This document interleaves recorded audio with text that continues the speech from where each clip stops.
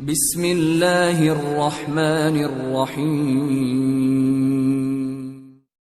سلطان علاء الدین خوارزم شاہ ابھی تک منگولوں کے آگے آگے باغا باغا اور مارا مارا پھر رہا تھا۔ نیشا پور سے نکل کر شکار کے بہانے وہ رے شہر پہنچا اور رے سے قزوین کے قلعہ میں جو ہمدان اور اصفہان کے درمیان واقع تھا جا چکا تھا۔ اس موقع پر سلطان علاء الدین کا بیٹا رکن الدین 30,000 سپاہ لے کر سلطان علاء الدین کے پاس پہنچ گیا اور اسے منگولوں کے سامنے ڈٹ جانے کی تجویز پیش کی، لیکن چونکہ ایسی تجویز پہلے سلطان اپنے بڑے بیٹے جلال الدین کی بھی رد کر چکا تھا، لہٰذا رکن الدین کا کہا بھی اس نے ماننے سے انکار کر دیا۔ آخر سلطان کے لشکر میں شامل کچھ سرداروں نے مشورہ دیا کہ اگر ہم ساری قوت کو شیران کھو نام کے قلعے میں محصور ہو کر منگولوں کا مقابلہ کریں تو ہم منگولوں کے مقابلے میں کامیابی کی توقع رکھ سکتے ہیں، لیکن سلطان نے جب اس قلعے کا معائنہ کیا تو اسے بھی غیر تسلی بخش قرار دے کر اس میں قیام کرنے سے انکار کر دیا۔ قلعہ شیران کوہ سے سلطان علاء الدین نے لوہے کے 10 بڑے بڑے صندوق جو بیش قیمت جواہرات اور دولت سے بھرے ہوئے تھے اپنے ایک سردار کے حوالے کیے اور اسے حکم دیا کہ دولت سے بھرے ان 10 صندوقوں کو شیران کوہ کے قلعے میں رکھ کر ان کی حفاظت کا انتظام کرے۔ وہ سردار جواہرات کے ان 10 صندوقوں کو شیران کوہ کے قلعے میں لے گیا جو رے شہر کے نواح میں واقع تھا اور بے حد محفوظ اور مضبوط شمار کیا جاتا تھا۔ دولت سے بھرے ہوئے 10 صندوق شیران کوہ کی طرف روانہ کرنے کے بعد سلطان علاء الدین شیران کوہ کے قلعے سے بھی کوچ کر گیا اور دولت آباد کی طرف بڑھا۔ اس کے چند ہی دنوں بعد چنگیز خان کو بھی شاید زر و جواہرات سے بھرے ہوئے ان صندوقوں کا علم ہو گیا تھا، لہذا چنگیز خان اپنی لشکر کے ساتھ شیران کوہ نام کے اس قلعے پر حملہ آور ہوا اور ان 10 صندوقوں پر قبضہ کر لیا جو جواہرات اور دوسری قیمتی اشیاء سے بھرے ہوئے تھے۔ سلطان نے اپنی لشکر کے ساتھ دولت آباد میں کچھ دن قیام کیا۔ اس دوران اچانک منگول سردار سوبدائی اور جبی نویان نے سلطان کے لشکر پر حملہ کر دیا۔ یہ حملہ بے خبری کے عالم میں ہوا تھا، جس کی وجہ سے سلطان ایسا حواس باختہ ہوا کہ بمشکل چند وفاداروں کی جان بچانے میں کامیاب ہو سکا۔ اس صورتحال میں لشکر میں شامل سرداروں نے پھر یہ تجویز پیش کی کہ سلطان جنگس تاکو کے قلعے میں محصور ہو جائے جو مضبوط و محفوظ خیال کیا جاتا تھا، محصور ہو کر دشمن کا مقابلہ کرے، لیکن سلطان علاء الدین نے اس تجویز کو بھی مسترد کر دیا۔ اب حالت یہ تھی کہ سلطان کا اٹھنا بیٹھنا، چلنا پھرنا، آنا جانا، غرض یہ کہ ہر حرکت بے مقصد تھی، چنانچہ اسے اسی بے مقصدی میں قارون کے قلعے کو روانہ ہوا جو رے شہر کے پاس واقع تھا۔ اپنے لشکر کے ساتھ سلطان جس وقت قارون کے قلعے کی طرف جا رہا تھا تو ایک اور منگول لشکر سے سلطان کی مٹبھیڑ ہو گئی۔ اس وقت سلطان علاء الدین کے ساتھ خاصی جمعیت تھی اور اگر دل جمی سے لڑتا تو کامیاب ہوتا، لیکن معمولی نوک جھونک کے بعد سلطان علاء الدین بھاگ کھڑا ہوا۔ سلطان علاء الدین کے بھاگنے کے بعد لشکری بیچارے کیا کرتے اور کیسے اور کیوں کر مقابلہ کرتے؟ انہوں نے بھی سلطان کی پیروی کی اور سلطان کے ساتھ فرار اختیار کر لی۔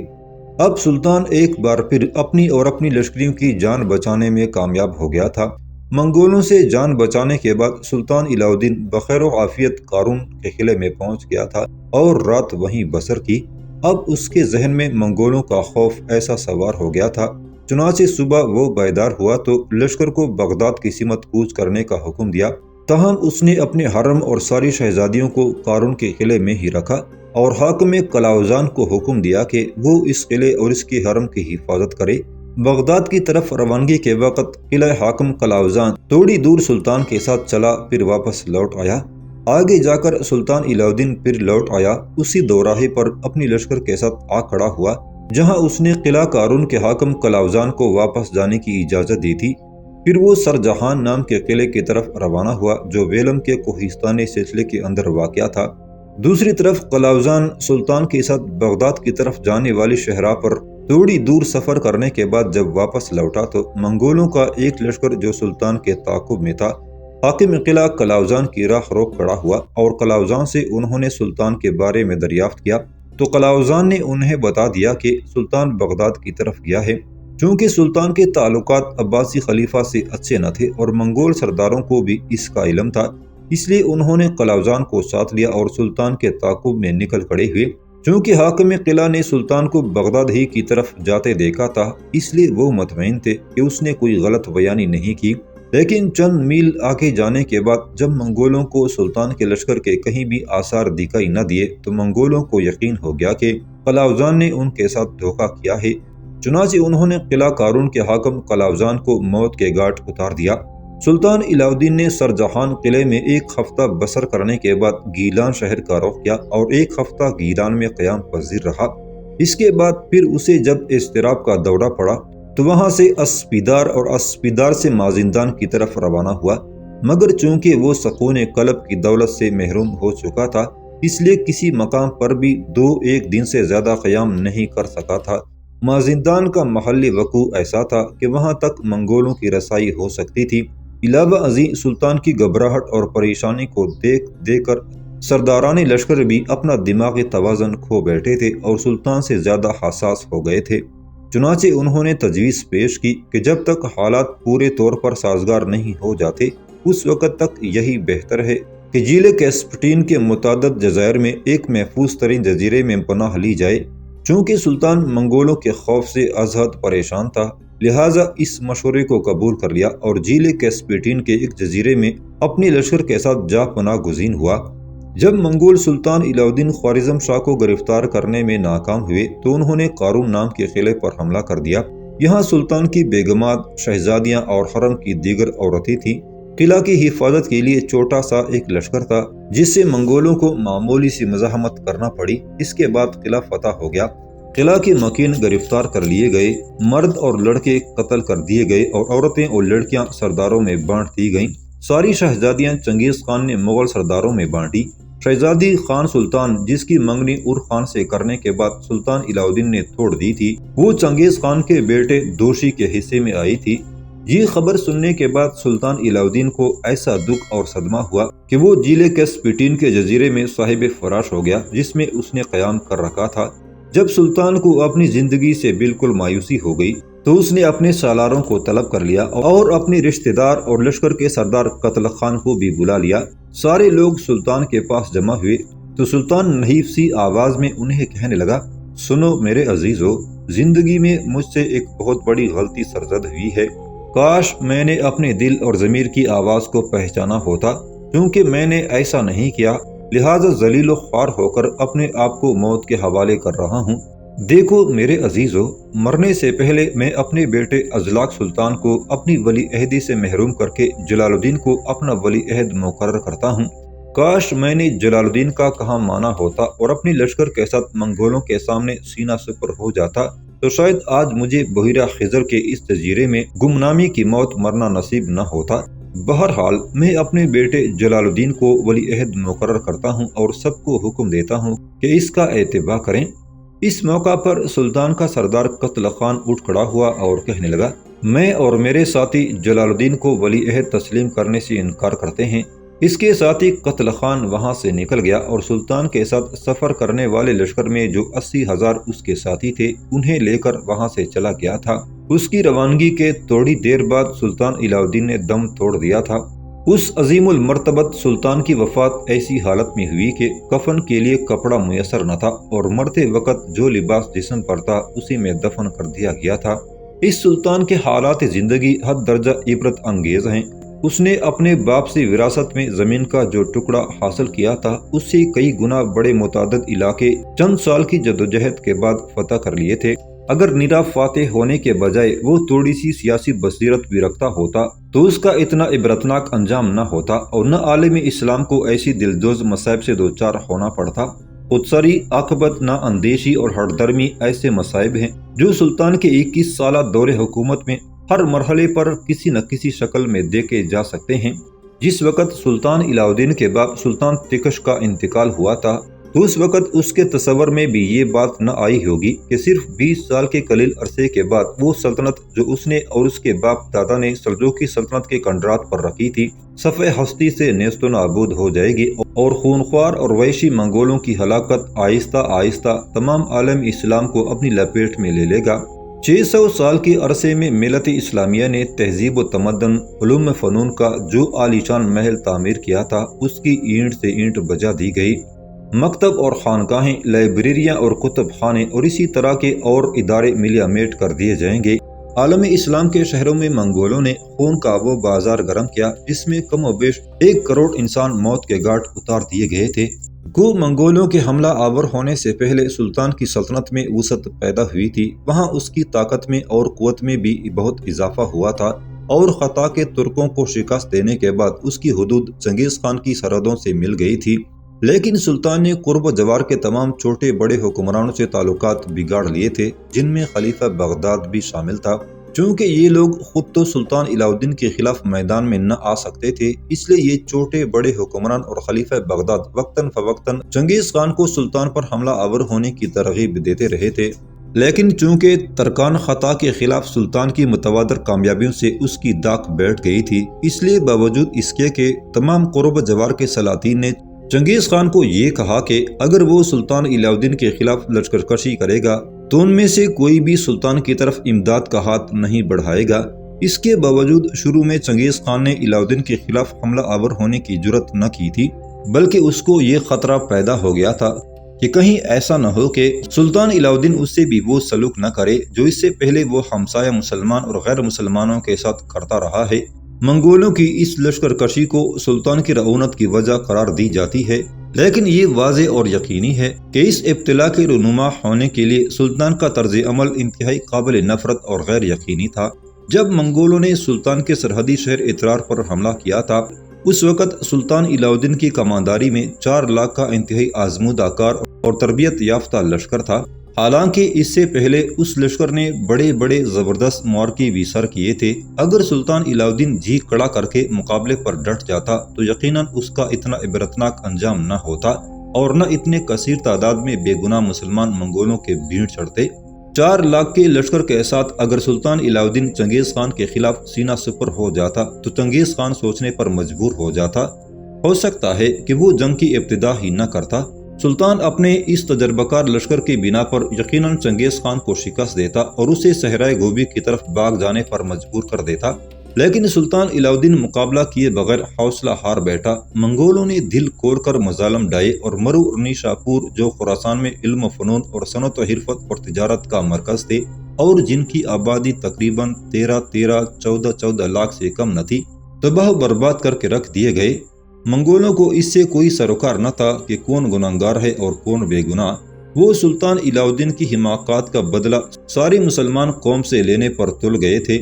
اس لیے جو بھی شہر فتح ہوتا اس کی تمام آبادی بلا دریغ قتل کر دیتے۔ اس سے ان کا مقصد ایک طرف لوٹ مار آتش انتقام بجھانا تھا تو دوسری طرف مسلمانوں کے حوصلے پست کرنا تھا جو ابھی تک ان کے گرفت سے بچے ہوئے تھے، جو کسی بھی موقع پر خم ٹونک کر مقابلے پر آ سکتے تھے۔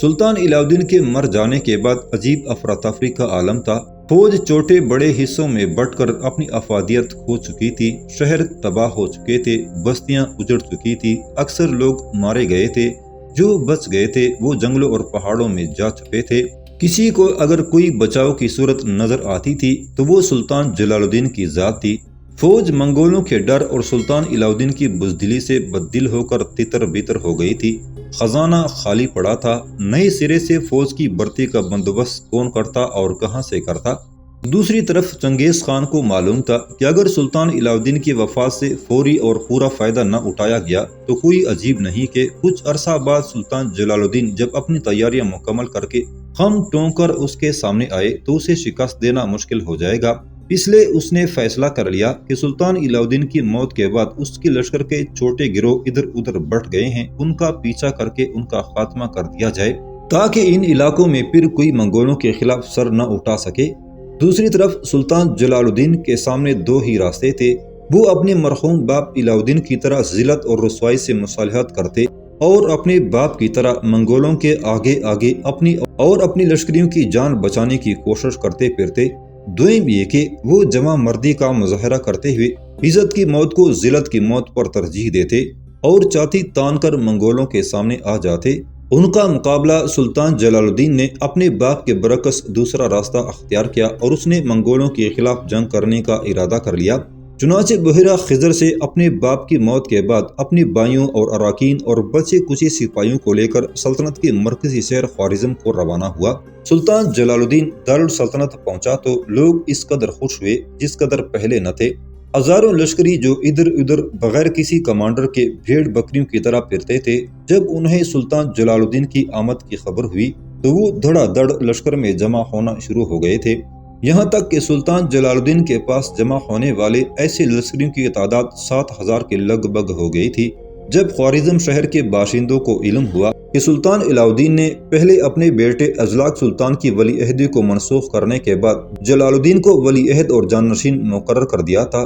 تو خاص و عام سبھی کو ایک امید ہو چلی تھی کہ اب نیا سلطان جلال الدین ہر صورت میں منگولوں کا مقابلہ کرنے کے لیے اپنے آپ کو تیار کر لے گا۔ لیکن اس موقع پر سلطان علاء الدین کے رشتہ دار سردار قتل خان نے انتہائی ملت فروشی کا مظاہرہ کیا۔ اس نے سلطان علاء الدین کے اس اعلان کو تو پہلے ماننے سے انکار کر دیا تھا، وہ اپنی کمانداری میں کام کرنے والے لشکر کو لے کر خوارزم پہنچ چکا تھا اور اس لشکر کی تعداد 90,000 کے لگ بھگ ہو گئی تھی۔ قتل خان کا کہنا تھا کہ ازلاق سلطان ہی سلطان علاء الدین کا صحیح جانشین ہے، اور جب تک وہ زندہ یا خود سے تخت سے دستبردار ہونے کا اعلان نہیں کرتا، کوئی دوسرا سلطان علاء الدین کی رعایا کے لیے واجب الاطاعت نہیں ہو سکتا۔ چونکہ سلطان جلال الدین کی نسبت قتل خان کے لشکر کی تعداد اس وقت زیادہ تھی، لہٰذا اس نمک حرام نے اس وقت سلطان جلال الدین کو قتل کرنے کی سازش کی۔ سلطان اپنے گنے چنے ساتھیوں کے ساتھ خوارزم شہر میں داخل ہوا تھا، لیکن ان کے جان نثار جو اس کے لیے جاسوسی کا کام کر رہے تھے، انہوں نے بروقت سلطان کو اس سازش سے آگاہ کر دیا، لہٰذا سلطان اب اپنے گنے چنے ساتھیوں کو لے کر منکشلاق شہر کی طرف روانہ ہو گیا، جہاں اور خان پہلے ہی اپنے لشکر کو تربیت دینے میں مصروف تھا۔ اس موقع پر سلطان جلال الدین قطعاً قتل خان سے ٹکرانا نہیں چاہتا تھا، اس لیے کہ اس کی کمان میں 90,000 لشکری تھے، اور اگر سلطان اس سے ٹکرا جاتا تو یقیناً مسلمانوں کا قتل عام ہوتا، اور سلطان جلال الدین قطعاً ایسا نہ چاہتے تھے۔ چنگیز خان کو سلطان علاء الدین کی وفات کی خبر ہو چکی تھی، اسے اس بات کا بھی علم ہو چکا تھا کہ باپ کی وفات کے بعد جلال الدین، ازلاق سلطان اور دوسرا بھائی آق سلطان حالات کا اندازہ لگانے کے لیے خوارزم شہر میں ٹھہرے ہوئے ہیں۔ چونکہ چنگیز خان کو سلطان جلال الدین سے خطرہ تھا، اس لیے کہ چنگیز خان سلطان جلال الدین کی بہادری اور جرأتمندی سے آگاہ تھا، اس لیے اس کی خواہش تھی کہ چنگیز خان سلطان جلال الدین کو کہیں بھی جم کر بیٹھنے کا موقع نہ دے۔ چنانچہ ایک لشکر کو چنگیز خان نے خوارزم شہر پر چڑھائی کرنے کے لیے روانہ کر دیا، لیکن منگولوں کے حملہ آور ہونے سے پہلے ہی سلطان جلال الدین اپنے ساتھیوں کے ساتھ خوارزم شہر سے کوچ کر چکا تھا۔